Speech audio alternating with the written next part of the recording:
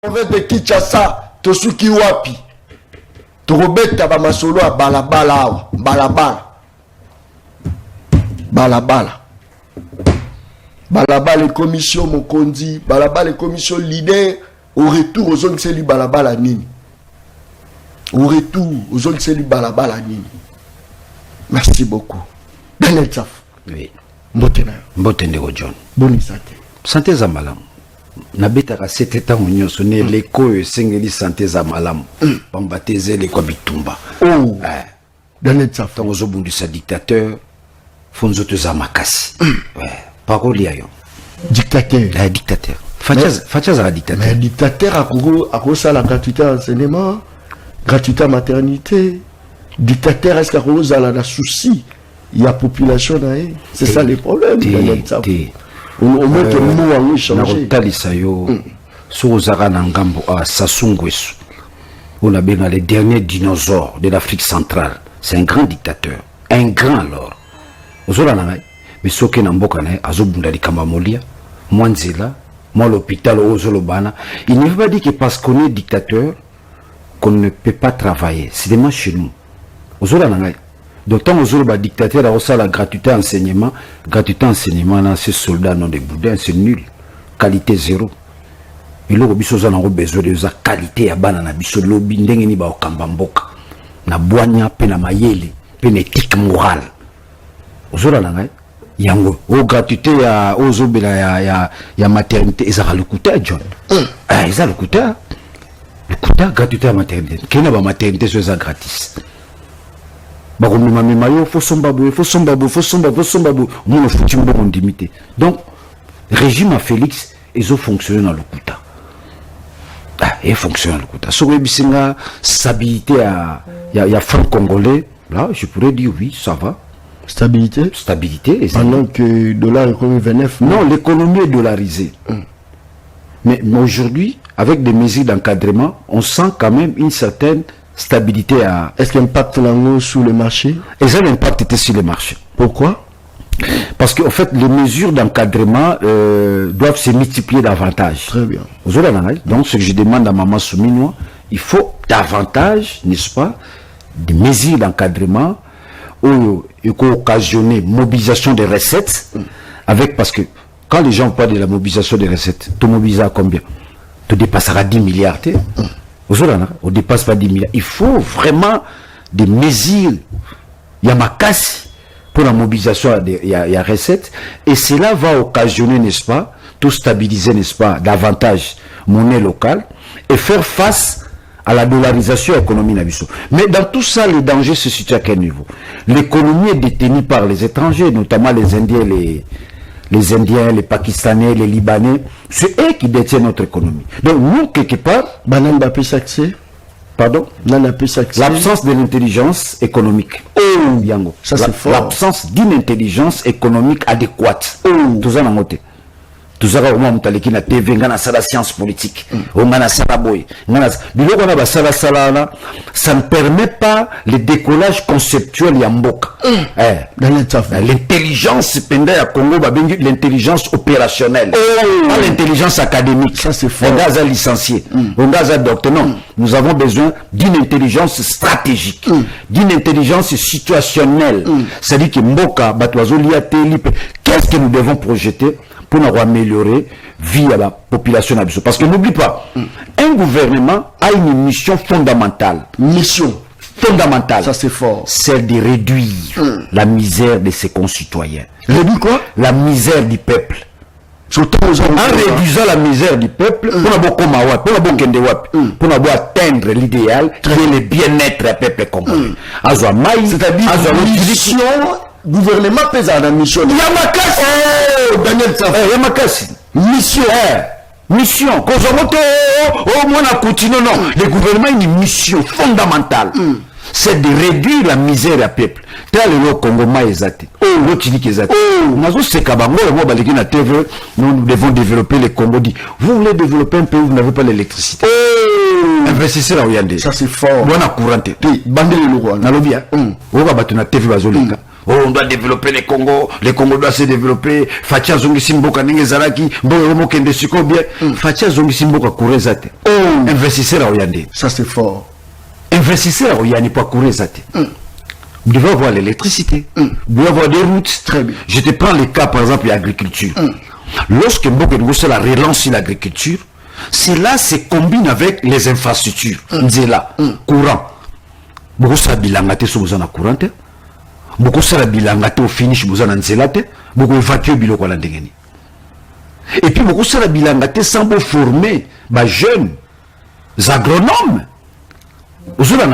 Et quand Fatih dit qu'il va absorber le chômage, les seuls secteurs où tu peux absorber le chômage en quantité industrielle, et ça, secteur agricole. Secteur agricole. Sur le besoin de 6 millions d'hectares. Dans chaque hectare, vous avez 2 personnes. Vous aurez combien de gens? Il y aura des agronomes. Tant besoin de développer un secteur agriculture, il doit y avoir les écoles. Il doit y avoir des camps. Il y a travailler au fond. Il va travailler au batanga. Il faut l'hôpital. Donc vous ne pouvez pas développer un pays si a priori il n'y a pas l'infrastructure. J'entends par l'infrastructure, Nzela, courant, maï. Priorité des priorités. C'est fort. Jusque-là, Totongi Banzela combien? Oh, nous sommes qu'au niveau de 3000 km. Il faut atteindre au moins dans les 30 000 km. Exact. Donc, c'est-à-dire que vision, il y a transformé Mboka. Exact. Vision exact. Bazara na vision Mboka. En fait, le régime de Tshisekedi, ils ont beaucoup plus centré ce que moi j'appelle la peur du lendemain. L'obiso mandesina aux alandengeni. Oh, tikana toka na bomba. Oh. Donc ils sont allés au-delà même de détournement. Bamiyibi na niveau moko na ebisio. Faut peuple congolais que régime Tshisekedi est caractérisé na kimuyibi. Daniel Tsafou. Oh, kimuyibi, le contraire de kimuyibi. Dans la philosophie morale, ça se définit comme étant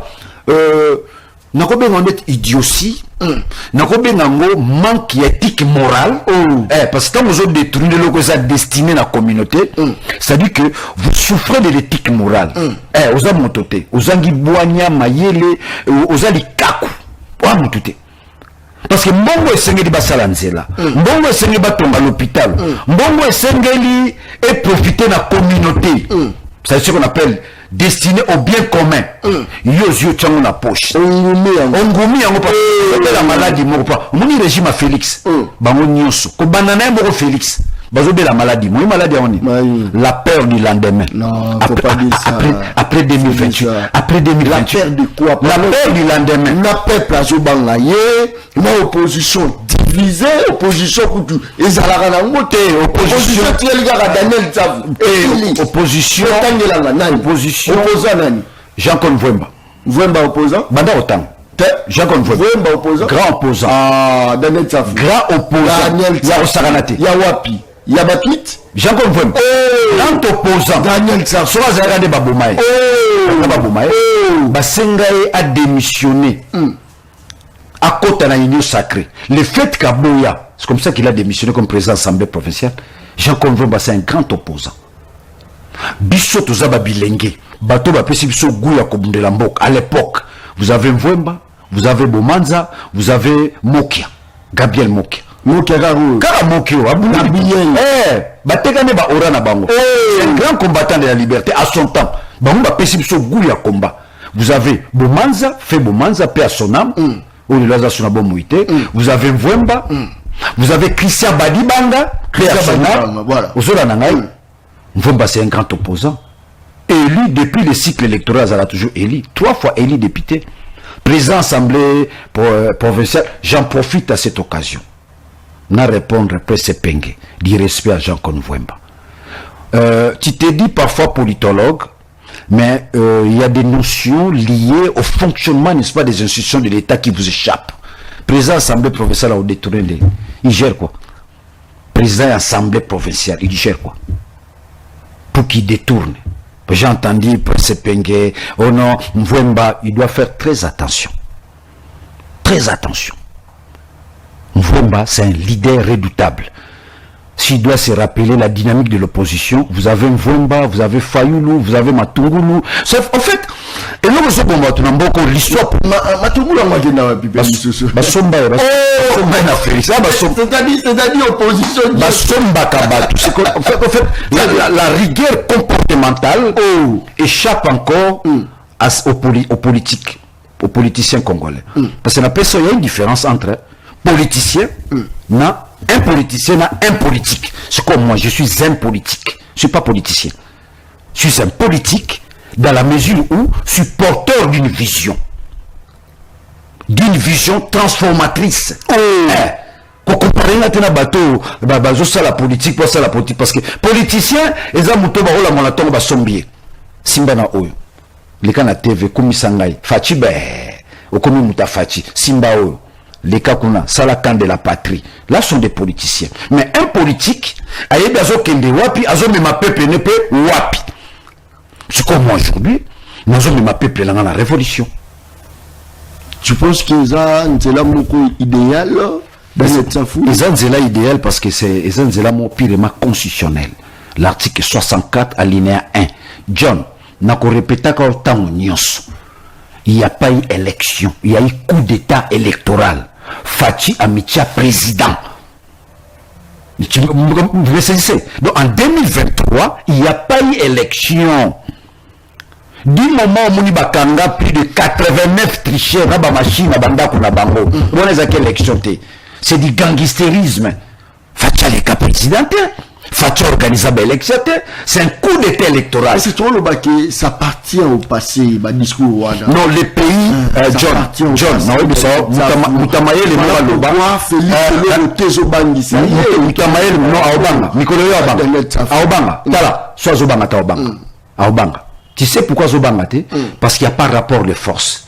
Bitumba Daniel Saf, Nabaninga Moussou, Jean-Claude Mvwemba, pour tout le monde opposant, Franck Diongo, Moïse Katumbi, Joseph Kabila, Sesanga, Setski Kuni, opposant à Congolais. Il y a un passoire. Combien de manifestations organisées pendant Reine Félix? John, tout le monde a la plateau. Non, il faut pas, ne réduis pas l'opposition. Na ba manifestation. Les manifestations ont toujours été empêchées. Très bien. Tout ça la milice Narataki Sassad, que vous appelez la force du progrès. Félix nous a divisés, il a divisé les peuples. Il ne faut pas s'engager dans la manifestation sans pour autant réunir l'essentiel des peuples. Nous sommes divisés. Félix nous a divisés. Comme à Koto Mukongo, Koto Muluba, Koto Mouchouaili, Koto Mungala, Koto Basengele, Koto Mouyombe, Félix nous a divisés. Il n'a pas uni les peuples autour d'un idéal. A divisé Bissot. Pour te dire qu'il est réellement divisé Bissot, il y a des exemples. Par exemple, le nôtre zone de la cohésion nationale. Les compteurs de la cohésion nationale, division. Nous sommes divisés. Et c'est lui qui nous a divisés. Pour se maintenir au pouvoir. Nous le sommes bien lancé marche. Il va empêcher marche.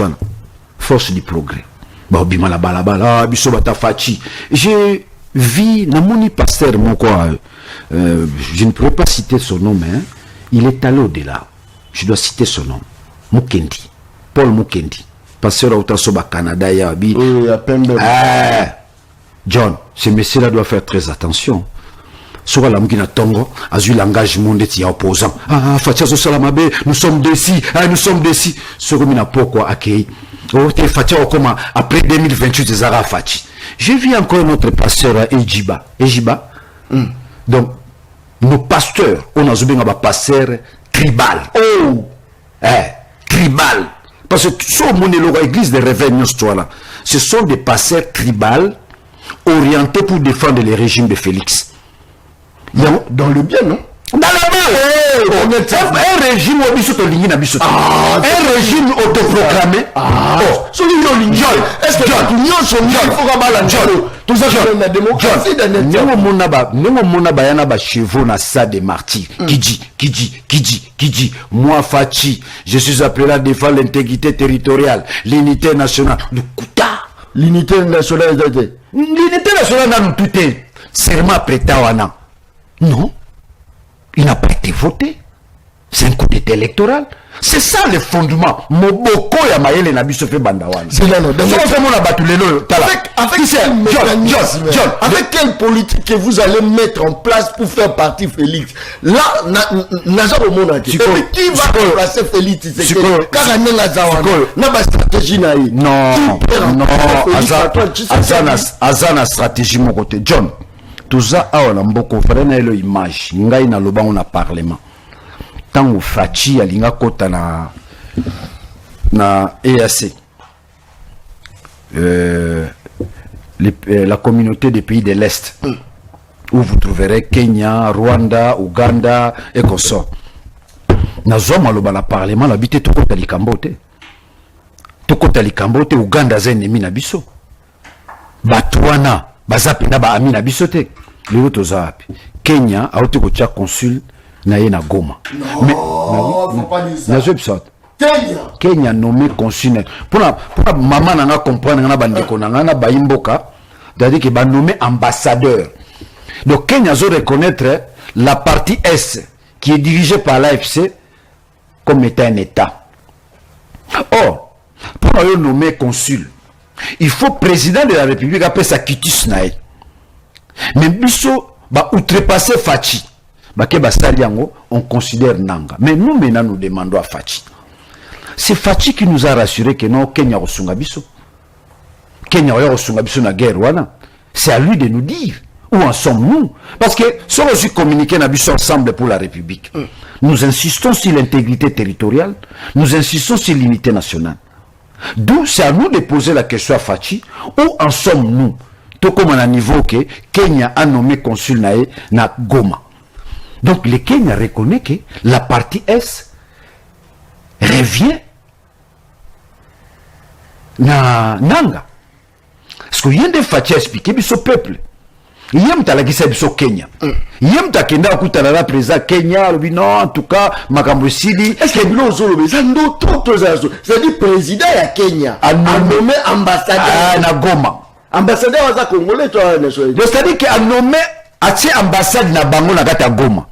Au lieu de la République démocratique du Congo, où siègent toutes les institutions qu'on sort, tout. Au lieu de la Kinshasa. La Kinshasa, mais pas c'est les mêmes à Kinshasa. Au lieu de tout naval, il y a Félix. Batouni était. Vous êtes nommé par contre, Batouni Aval, il y a Nanga. Ça veut dire quoi? Nous, ça nous gêne. Nous qui avons besoin de l'intégrité territoriale, tout le monde est que comme qu'on considère Nanga na communauté internationale. Donc la diplomatie de Félix est la diplomatie à l'Okuta. Ce que nous avons appelé jadis, c'est diplomatie agissante. Fachi a gagné, a signé à Washington, Fachi a gagné, Fachi est l'Okuta. Oh, dans l'Okuta. Si réellement la communauté internationale, il va considérer Fachi, les Kenyans ne pourraient pas nommer à Gomate.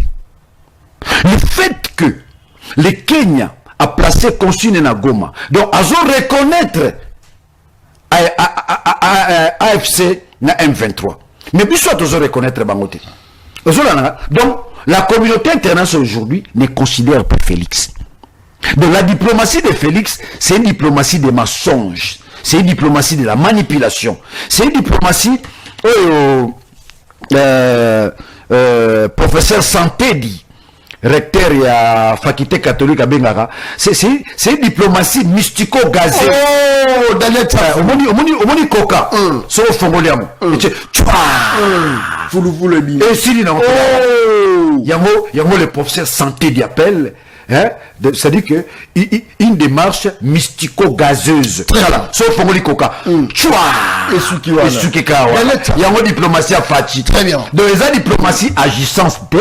Il y a une diplomatie d'échec. Il y a une diplomatie d'humiliation. En un mot, le fait que les consuls, il y a Kenya comme il y a Goma, pour l'habitude de ce monde, il n'y a plus considération. Il y a Fachi sur le plan international. Il y a pris cette diplomatie-là agissante, ça devient une diplomatie des mensonges. Il y a le Kouta. parce que le régime a Fachi est caractérisé par les mensonges, la manipulation. Bazo kosa peuple fa fonga mamisu. Et bazo tuna ngai plani na ngo oya na ngo poboke na révolution. Yango na zo répondre. Yango na banani ba holongo la Félix Antoine Tshisekedi. Ngai mo na fandia. Na bisa ki na bisa ko na politique ni na politique a mo construire comme ya Kabila kokiete yo mo lobi ba beba ba kotiye Moïse kokiete ba kaima na ba kokaka yo noko koka matungulu lelo sto beta zuli sola matungulu te ba somba inde de litungulu na wenze ba somba inde de litungulu na wenze matungulu ba somba. Maintenant je reviens, maintenant regarde. Maintenant, là où nous avons la vie sur ce peuple azola nangai, nous allons exploiter les erreurs de Fachi. Les erreurs de Fachi à la longue et au coma, ce qu'on appelle en sociologie politique les éléments déclencheurs. Mais erreur naïe. Donc, biso nous observons nous zokumbe la mboka, ta le mboka na biso ne comme. Et gomme comme on dirait comme une mboka mususu. C'est-à-dire que vous sentez réellement la balkanisation. Et s'il y a balkanisation, tu retournes à nani. Ceux qui sont dans l'autilité, ceux qui sont dans maïté, ceux qui sont dans nzélate, ceux qui sont liaté, ceux qui mboka na biso bazuba territoire, tu retournes à nani. John, tu retournes à nani. Non, on retourne aux journalistes, tu retournes à Fachi, Chilombo. Où en sommes-nous? Qu'avez-vous fait de notre pays? Parce que Congo ezaka ya bisoté, ezape ya bando bazana mabumu ya basi. Bana na Fachi ebi bangote. Bana na pe ba ebi Fachi te. Mais l'obi ba ozala libanda, ba congolais bazana mabumu ya basi. Donc quand rien ne marche, la personne indiquée au biso peuple historique tuna eza Fachi. Ndeti soma zo tuna Fachi. Nini Kenya a tché consigne Goma. Il constate que Azasu a confiance dans la communauté internationale. Il y a un sengi pour la intégrité territoriale na biso nyonso biso ba congolais soto sangana na bomoko. C'est que nous appelons le dialogue. Pas n'importe quel dialogue, un dialogue sous la direction de l'église catholique na SCC. Aussi longtemps on nous a bloqué pour ça la matière. Il y a un bloqué. Ah parce que Boyebi peut pas. Oui, c'est les chefs. C'est lui le suprême. Ah, John Tika, chef de l'État, Wami l'État. Kabila Rabino là ba top Congo, chef de l'État, chef de l'État. Nous sommes un État, nous sommes un État. Car il y a un chef de l'État pendant que nous sommes l'État. C'est que Yozo Boyaye. Na boya kaye za élité John. Buna lo bandi na banga era ko banga su yango na banga bana ba ola na ndako papa na biso banga ngada nyesa na banga si j'ai peur comment na remobiliser peuple na ngai zelana explique John botika biloko na chef de l'état chef de nous sommes pas un état il est chef de l'état biso mboka za l'état te il n'est pas chef de l'état mais organisant le dialogue avancé au monité que non ils ont fait la chef de l'état pour avenir en aide, c'est ça le problème. Yokana Bisayo. Au moni plus azo traîner, qu'organiser dialogue sous la direction de l'église catholique. Et c'est pas l'initiative, n'est pas l'initiative de Fachi. Pour le dialogue, l'initiative, c'est l'initiative, il y a église.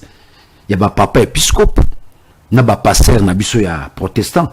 Alors, quand l'église catholique et l'église protestante se mettent ensemble, pour sauver, n'est-ce pas, les paix qui nous restent. C'est à nous d'emboîter les pas, y compris Fachi. Pourquoi Fachi a zobo ya dialogue wana? Non, ya obosan. Ayebi, soto komi na dialogue wana. Premier point, na dialogue wana, la légitimité du pouvoir. Daniel. Yamazo banga dialogue. Premier point na dialogue wana tozo kende. Est-ce que Mdoura Félix a go bang le Nega mone la réa. Na mone la gende. Aujourd'hui, la paix a changé de camp. Il y a l'ingaba voyage à Madagascar. À Kete. C'est parce que à Bolibango. À Bolibango. À Téléméli. La peur a changé de camp. Comment les Kikata au Kabila Zana Brazzaville. Patrouille la fleuve. Hélicoptère.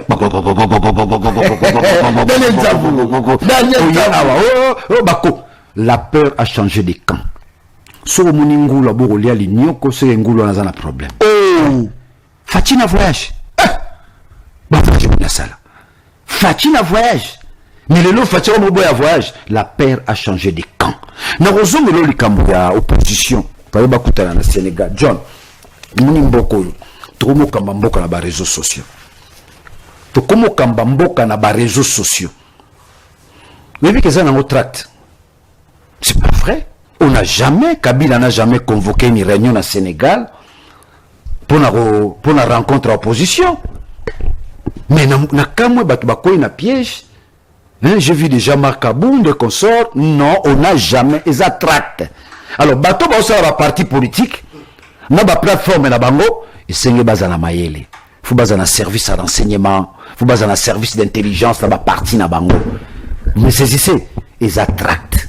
Mkolomote Kabila a convoqué une réunion opposition au Sénégal, ni na Nairobi, les attracts. Ah, et l'euro va rendre même officiel. Il n'y a rien. L'opposition n'a jamais initié ni rencontre. Évidemment, ni Kabila, ni Kabila. D'ailleurs, pendant l'action attracte, Katumbi vient de lancer l'appel à l'unité de l'opposition. Pendant Tokoï sa dictature. S'il y avait un appel a priori à Kabila, Katumbi n'allait pas le faire.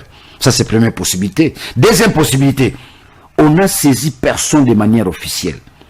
Que dans un avenir proche, il va y avoir une réunion au Sénégal, initiée par Kabila. Lukuta na Lukuta.